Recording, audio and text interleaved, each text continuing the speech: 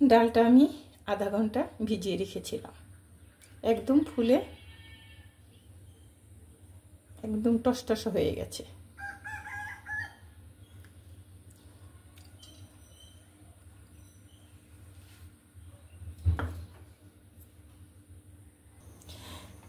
এখন আমি পরিমাণ মতো তেল ঢেলে দিচ্ছি। এখানে আমি আজকে রান্না করব ডালটা মুসুরির ডাল লেবুর পাতা দিয়ে। সেটা আপনাদের কিভাবে রান্না করি দেখাবো। দিয়ে দিচ্ছি পেঁয়াজ কুচি,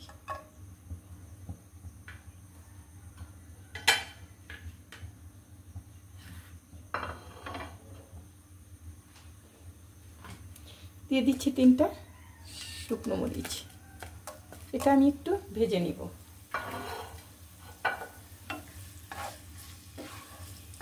বেশি ভাজবো না, একটু, যাতে ফ্লেভারটা যেন আসে।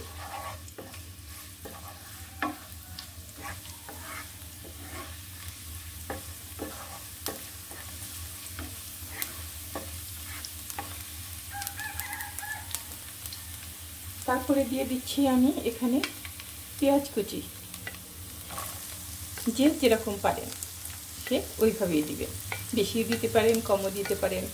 আমি এইভাবেই দিয়ে নিলাম। পেঁয়াজটা আমি একটু একটু লাল করে ভেজে নিব। আমি আজকে এটার মধ্যে তেজপাতা দিব না, কোনো কিছুই দিব না, শুধু হলুদ আর কাঁচামরিচ, 3টা শুকনো মরিচ দেওয়া হয়েছে। এর জন্যই দিব না লেবুর পাতার, ওই লেবুর পাতার ফ্লেভারটা এত সুন্দর, সেটা যদি না খান তাহলে বুঝতে পারবেন না যে এত ভালো 100%। এটা আমি শিখেছি আমার একটা পুকুর বাসায় গিয়েছিলাম, সেখানে তারা ডাল রান্না করছে, বলছে যে এই লেবুর পাতা নিয়ে আসো। তো লেবুর পাতা বলে যে লেবুর পাতা তো নাই আমাদের বাসায়, ওই পাশের বাসার থেকে নিয়ে আসলো। পাশের বাসায় নিচেই লাগিয়েছে লেবু গাছের পাতা, ওখান থেকেই কচি, বললো যে কচি পাতা নিয়ে আসবে না, একটু যেন পাতাটা যেন একটু বয়স হয় সেই পাতা নিয়ে আসবে। তখন আমি ওই বাসায় বেশ একদিন ছিলাম, খেলাম সকালবেলায় না দুপুরে, যে দুপুরে খেলাম। খাওয়ার পরে আমি যখন রাত্রে খাই তখন আমি জিজ্ঞেস করছি ডাল নেই। তখন আমাকে নাম ধরে ডেকে বলে যে তোমার কেন, ডালটা কি তোমার খুব পছন্দ হয়েছে? যে হ্যাঁ, ফ্লেভারটা অনেক ভালো, অনেক টেস্ট হয়েছে ডালটা। সেখান থেকেই আমার শেখা। আমি লেবুর পাতা, মুসুরির ডাউল হলে লেবুর পাতা দিয়ে আমি রান্না করি। আপনারা একবার হলেও রান্না করে দেখবেন কেমন লাগে। তখন আমাকে কমেন্ট করে আপনি জানাবেন যে না, খুব ভালো হয়েছে।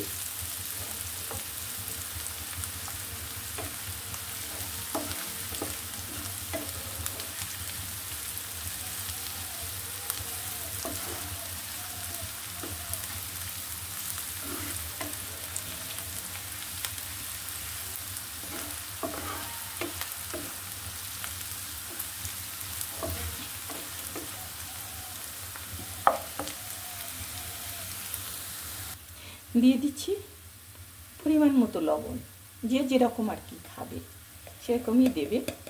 আমি একটু হাফ চামচ হলুদ দিয়ে দিলাম। এটা চুলাটা বন্ধ করে তারপরে আপনারা দিবেন, কারণ এজন্যই দিবেন মশলাটা পুড়ে গেলে তিতো লাগবে। হাফ চামচের 4 ভাগের 1 ভাগ একটু শুকনো মরিচ দিলাম, এটা শুধু ফ্লেভারের জন্য। এখন আমি ডালটা দিয়ে দিব। ভিজিয়ে রেখেছি এই জন্যে যে তাড়াতাড়ি যেন হয়ে যায়, ফুটতে সময় লাগবে না।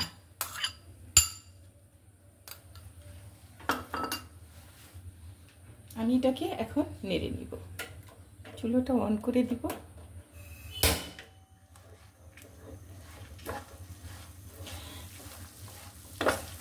ডালটা আমি একটু ভেজে নিব। মশলা যা দিয়েছি, রসুন, পেঁয়াজ, হলুদ, এটা দিয়ে আমি একটু ভেজে নেব, কারণ আমি এইভাবেই ডালটা যেন আমার একটু গলেও যেন যায়, খুব যেন ভাঙেও না, এরকম রাখবো আমি।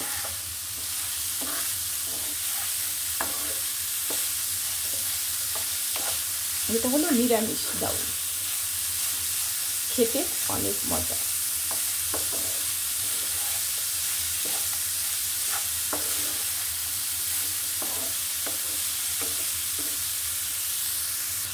এখানে দিয়ে দিচ্ছি 3টা কাঁচামরিচ।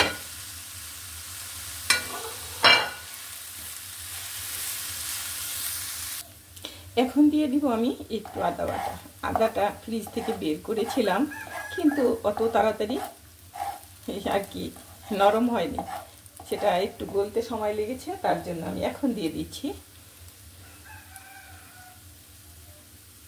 এটা সমান করে নিয়েছি পুরো 1 চামচ। এটা আমি একটু ভেজে নিব যেন কাঁচা গন্ধটা না আসে। যাদের আগে আমি বের করেছিলাম কিন্তু ঢাকনাটা খোলা হয়নি, সেজন্যে আপনারা সাথে সাথেই পেঁয়াজ রসুনের সাথেই দিয়ে দিবেন, দিয়ে কষিয়ে নেবেন। আমি এইভাবেই দিয়ে নিলাম, যেভাবে আপনাদের খুশি সেভাবেই দিবেন।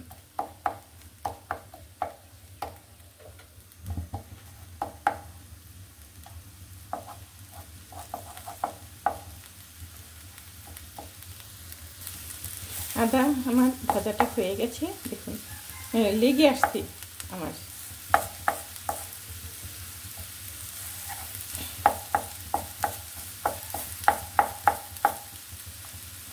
লেগে আসছে ভাজা কাটার মধ্যে, দেখুন হয়ে গেছে।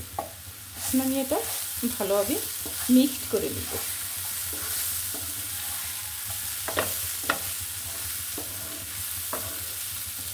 ডালটা কিন্তু ভেজানোর পরে অনেক ফুলে যায়, অনেক বেড়ে যায়।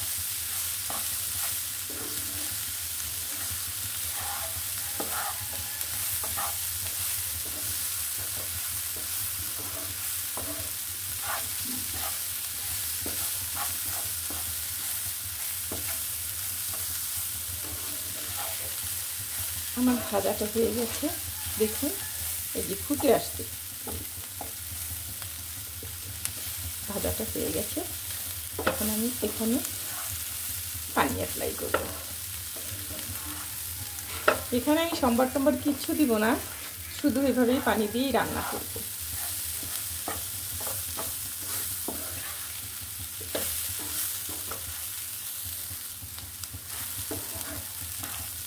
একদম ডালটা একদম ঝরঝরে ভাজা হয়ে গেছে।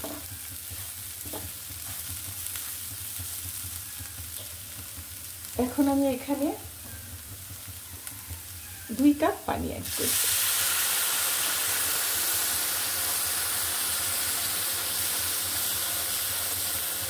এটা হলো ঢিলাও হবে না আবার শক্তও হবে না।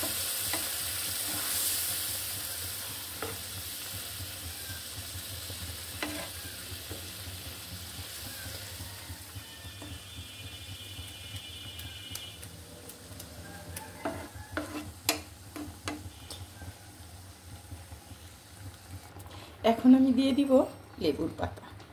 এটা কাটবো না, এরকমই ফ্লেভার আসবে। এরকম আস্ত দিয়ে দিব, দিয়ে আমি ঢেকে দিব। এই জন্যেই জিরা তারপরে অন্য অন্য উপকরণ দেয় ডালের মধ্যে, কিন্তু এই ফ্লেভারটা, লেবুর ফ্লেভারটা থাকবে না, সেই জন্যে আমি জিরা দিইনি। এখন আমি ঢেকে দিব 5 মিনিট। ডালটা আমার হয়ে গেছে। এটা আপনারা ভাত দিয়ে, তারপরে ব্রেড পরাটা দিয়ে, রুটি দিয়ে খেতে পারবেন, অনেক টেস্ট। একবার রান্না করে দেখুনি কীরকম টেস্ট হয়েছে। লেবুর পাতা এই তো দিয়েছি, লেবুর পাতার ফ্লেভারটা একদম, লেবু লাগবে না।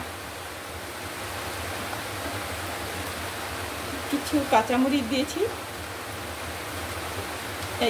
এতেই ঝাল একটু লাগছে, মুখে লাগছে ভালো।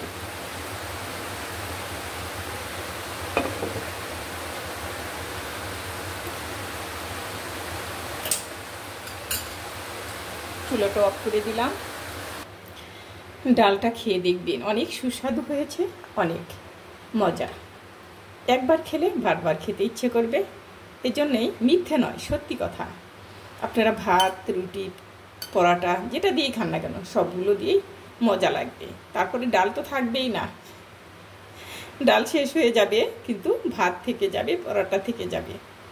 আজকে আপনাদের লেবু দিয়ে মুসুরির ডাউল রান্না করলাম।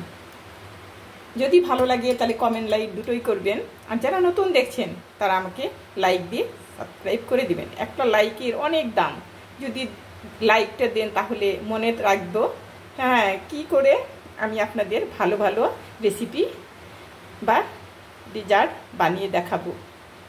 ভালো থাকবেন, সুস্থ থাকবেন। আল্লাহ হাফেজ।